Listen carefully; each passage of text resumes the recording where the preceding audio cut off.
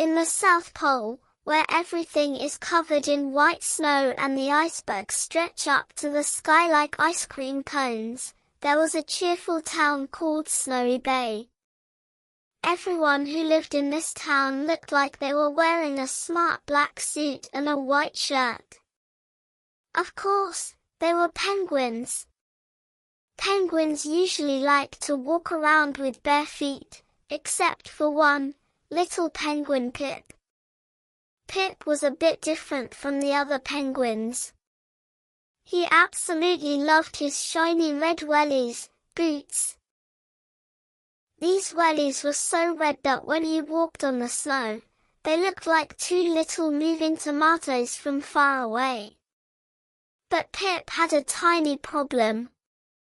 In the mornings, when he woke up all sleepy, he would put on his red wellies, but he usually put the right boot on his left foot, and the left boot on his right foot. When his boots were on the wrong feet, his toes didn't point outwards, they pointed towards each other. Because of this, Pip didn't waddle-waddle like a normal penguin. Instead, he walked, zigzag, zigzag, and sometimes he tripped over his own feet and fell onto the soft snow, whoops-a-daisy. And then there were directions. When his mummy said, "Turn right," Pip turned left. When she said, "Turn left," he would just spin around on the spot. The big day had arrived. It was the Great Ice Festival in Snowy Bay. There would be ice slides, snowflake biscuits, and most importantly, the funniest walk competition. In the morning, his mummy, Bella, tied Pip's scarf. "Pip," she said, "I am going early to set up the biscuit stall. You follow the map and come after me. Don't get lost." She gave him a simple map with pictures on it. "Look, Pip," she said. "First, you must turn right at the Blue Rock. Then, you must turn left at Sammy the Seal's house. The festival is right there." Pip took the map. "Okay, Mummy." "Right at Blue Rock, left at Sammy's." Easy peasy. After his mummy left, Pip excitedly pulled on his red wellies. Because he was in a hurry, the boots were on the wrong feet again. His toes were pointing at each other, as if the two boots wanted to kiss. Pip set off. Crunch, munch, crunch, munch. He started walking on the snow. But because his feet were wrong, he wobbled to the right, then wobbled to the left. "Is the road a bit wonky today?" he asked himself. Soon, Pip arrived at the giant blue rock made of ice. He looked at the map. Mummy said I have to turn right here. Pip stopped. He opened his wings wide. "I wonder which wing is my right wing," he thought. "Is it the wing I eat with? Or the wing I scratch my nose with?" Pip wanted to turn to his right side. But because his boots were on backwards, his body didn't listen to him, and he turned left instead. "I guess this way is right," said Pip, and he waddled down the wrong path. He walked and walked. The path started to go downhill. The wind blew, woo, woo. He should have heard festival sounds, but it was very quiet. There was only a snoring sound coming from the distance, snore. Puff. Pip thought he had arrived at the festival. "Hello! Has the competition started?" he shouted. Suddenly, the snowy hills in front of him started to move. They weren't snow hills. They were giant walruses taking their afternoon nap. The biggest walrus opened one eye. "Hey, little one! This isn't the festival. This is Sleepy Valley. The festival is the other way." Pip turned bright red with embarrassment, matching his red boots. "I'm sorry. I think I mixed up my directions again." Pip struggled to walk back to the blue rock.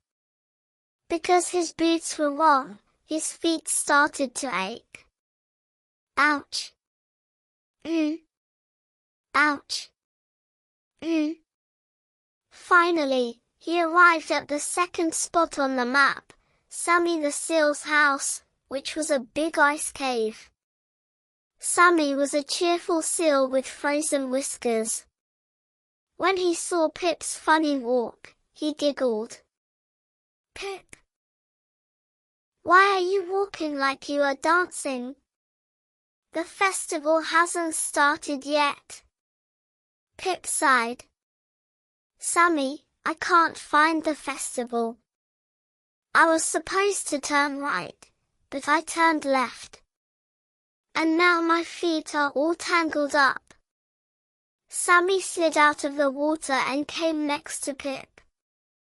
He looked at Pip's feet and laughed. "Oh, Pip. The problem isn't you, it's your boots. Look, your boots should be looking outwards, but they are fighting with each other." Pip looked down. "What do you mean?" Sammy explained. "Look, Pip, right now the insides of your boots are touching. That's wrong. Take your boots off and swap them over." Pip took his wellies off and swapped them. Sammy said, "Aha! Now look. The outside curves of the boots are pointing out, just like a banana shape." "That is correct. When shoes are correct, your feet make a V shape." Pip put the boots back on. He stood up. Oh my! His feet weren't tripping over each other anymore. He took a step. Slap! He took another step. Slap! "Wow," said Pip. "It feels like I have motors on my feet. It's so comfy." Sammy smiled. "Brilliant. Now, let's solve the direction problem. Your mummy said right and left, didn't she?" Pip nodded. "But I always get confused." Sammy took a shiny blue sticker out of his pocket. Do seals have pockets? Let's imagine he has a bag around his neck. The sticker was shaped like a star. "I am sticking this blue star on the toe of your left boot, Pip," said Sammy. The word left is short. The word right is short. It's tricky. But remember this, the side where your heart beats is the side with the blue star, the left side. Pip put his wing on his chest. Thump, thump, thump, thump. Then he looked down. The blue star was on the same side. "Heart is on the left, star is on the left," repeated Pip. "Heart is left, star is left." "Well done," said Sammy. "Now look at the map. At Blue Rock, turn right, the side with no star. Then at my house, turn left, the side with the star." Pip thanked Sammy and set off. This time, everything was different. His boots were correct, so he could walk fast. Pitter-patter, pitter-patter. He arrived at the Blue Rock again. His mummy had said, turn right. Pip looked at his feet. The blue star was on his left foot, so he had to turn the other way. He turned to the side without the star, to the right. Correct path. He walked a bit further. He came to Sammy's house. The map said, turn left. Pip looked down. The blue star was smiling at him. This is it, he said, and turned to the star side, to the left. Suddenly, he smelled something wonderful. The smell of cinnamon biscuits. And he heard music. Dooby-dooby-doo. Pip climbed over a hill and there it was. The Great Ice Festival.